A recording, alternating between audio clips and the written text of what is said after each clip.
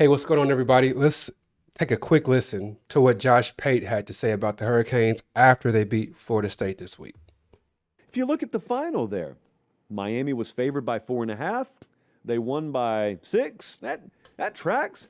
So we got about the game we expected, right? No, we did not. There's no team in the country that looks like Miami, guys. Now that stadium was unbelievable. That's us showing up. Amazing. I mean, in terms of in-game tradition, I don't really think that Joe Campbell and Florida State take a back seat. If you've never been down there, just please make a trip down there at least once. Get you a good night game, preferably with Miami in town. I gotta say, I said it in my last video, Florida State is whack. I don't like anything about them, except that tradition right there is pretty cool. And I know somebody in the comments section was like, this tradition needs to end. It's a white man dressed up like an Indian. Like, yeah, that is kind of weird. The white dude dressed up like a Native American out there, got his skin all dark and everything. He feeling it, but I think that tradition is pretty cool. Everything else about Florida State is trash, but I had to stop and say Trip that. down there at least once. Get you a good night game, preferably with Miami in town. Unbelievable. But as for the game itself, standing field level, because I hadn't seen Miami in person this year in a game. They're a different team than anyone. I have seen Ohio State and Texas in person this year. I have seen Bama in person. I've seen Georgia in person. I've seen Michigan in person. There is no team that looks like Miami. There is no team that big and that fast and that physical and that aggressive as Miami. Nowhere. I don't know if they'll win their conference. I don't know if they'll win their national championship. I don't know what they'll win. I just know they won yesterday, and I know they have what I would affectionately refer to as creatures all over the place. And there were a lot of times last night, if you watched Florida State, you watched Tommy Castellanos specifically, Tommy Castellanos knows his athletic profile. He knows what he's capable of. The way you can always tell a guy's on the field with a different caliber of athlete is when they do things comfortably because they think they have time to do them, and then they just, boom, space closes, ground closes, and they're almost shocked. They're like, wait a second. I thought I had room. I thought I had space. I thought I had an angle. This part actually reminds me of a Peyton Manning. That they were doing a documentary on Peyton Manning one time. I was watching this documentary, and it was his first season or his second season. He had Marshall Faulk as his running back. So he threw an interception early in the season, and they showed him on the sideline talking to Marshall Faulk. And Marshall was like, "What'd you see?" And he was like, "I just didn't think that defensive back could get there that quick. I didn't think he could. I didn't think he'd get there."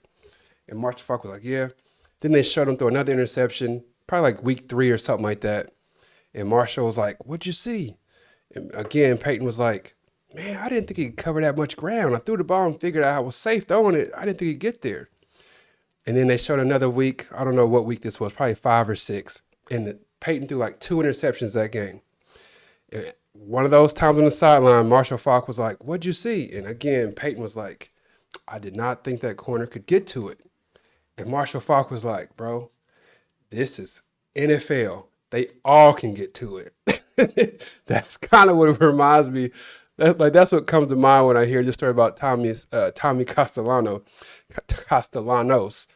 He had this mindset of like, I just finished playing against Eastern Tech State University South, and I could run around in circles and nobody could catch me, and I could wait till somebody's open and throw it, touchdown.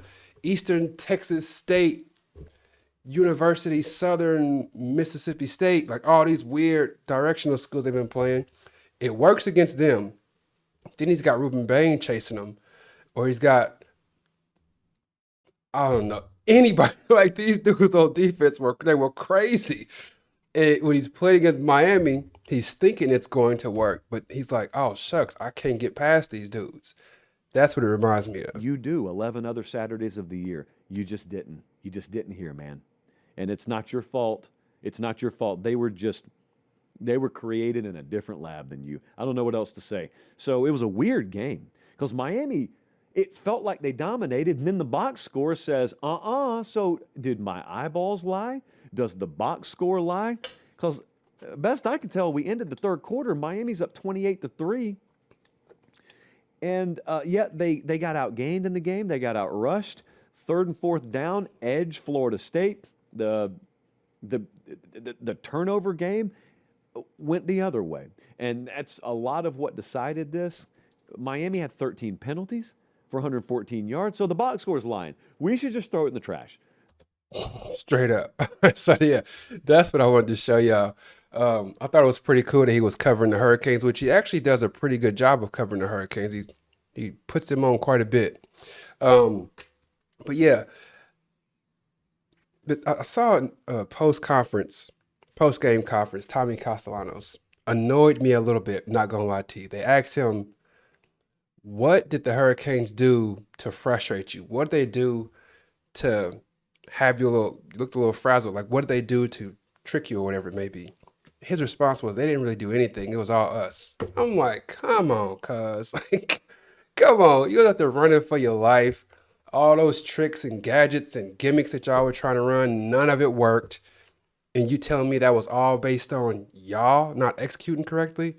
No, it was that you're up against a different style, up against a different level, and you couldn't contain it, couldn't handle it. But I thought the most important part of what Josh Pate mentioned in that video, the main reason why I wanted to show y'all that video, is because he talked about how different Miami looks compared to other teams that he's watched.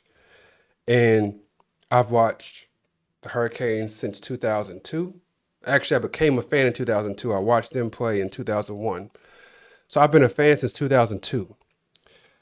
These last 10 years, we've had seasons where we started off 9-0, 6-0, 7-0. People start to whisper, the U is back. The U is back. I was foolish enough in high school to be walking around the hallway screaming, the U is finally back. We back. And then I would fall down to earth real quick. This year, I'm not saying the U is back. I'll do a video on that later on this week. I'm not saying they are. I'm not saying they aren't. I'll save that for my video. But what I will say is, those years past, we'd start off 7-0, 6-0, 5-0, whatever it was. And then I would peek over at Alabama and I'd say, we are pretty good, but we can't beat them. Or I would peek over at Georgia and I'd say, the Hurricanes, they look pretty good this season, but they can't beat them. This season, I look at Ohio State and I say, the Hurricanes can beat them. I look at Oregon. Hurricanes can beat them. Now, I'm not saying that the Hurricanes are unbeatable. Not saying that, because you play a football game, anything can happen. Interceptions, fumbles, all kind of stuff happens. But in the years past, I feel like if you lined our Hurricanes teams up with one of those teams from Alabama, we'd have got blown off the field. When we had like Brandon Harris, if you remember Brandon Harris, he was a really good corner. Those years when he was playing, we had some pretty good years. We started off, but it just always would just be like, yeah, we can't beat that team though. This year, it feels different. When I watch Ohio State, I'm like, they don't look better than us at all. I wouldn't say they look much better. I wouldn't say they look better than us at all. I watch Oregon. We can compete with them. Easy work. Definitely compete with them. Probably beat them. I think it'd be a coin toss against just about any team that we play in the top 5. So it's crazy to actually feel like that. And I believe if we were ranked number 1 this year, I wouldn't think it was like a fluke. Like in the past, when we got up to number 8, number 7, I had that mindset of like, let's just enjoy it while we can, y'all, because we're not really the 8th best team in the country, but let's just ride this wave until it all falls off. All right. This year, if we were ranked number 1 this week, I would have said, yeah, we probably are the best team in the country. It's just my thoughts on it. All right. Before I get out of here, I want to do a quick shout out, because I told you I'm going to do a shout out to an obscure player that some of y'all may have not heard of. Most of you have probably. But my man, let me pull him up real quick. Real tall, lanky receiver. He played, I think it was just after the I'm going to be a little more prepared next time. I'll give you like some clues on who it may be, and I'll see if y'all can guess who it is. But this dude was super tall, wide receiver. I kind of feel like he was I kind of feel like he was like 6'6" and number 88 maybe. Let me see. Uh, what number was he? Yeah, no. Okay, he was number 80. I'm sorry, he was number 86 one year. He was number 8 the year after that. He's 36 years old now. I'm 38. So that means he played about 15, 16 years ago, 17 or 18 years ago. Played pro for just a few years. The guy that I'm talking about is Tommy Streeter. Do y'all remember Tommy Streeter? Shout out to him wherever he is. I don't know where he is, but I remember thinking like, just throw him a go ball every now and again. Like every game, just throw him a deep pass and see what happens. Like, cause I think he was like 6'6" maybe. But shout out to Tommy Streeter wherever he is. I was a big fan of his. So that's all that I got for y'all. Please do like the video, subscribe to the channel. We're gonna continue building this thing one like and one subscription at a time. I appreciate your support. Take care. God bless. Peace.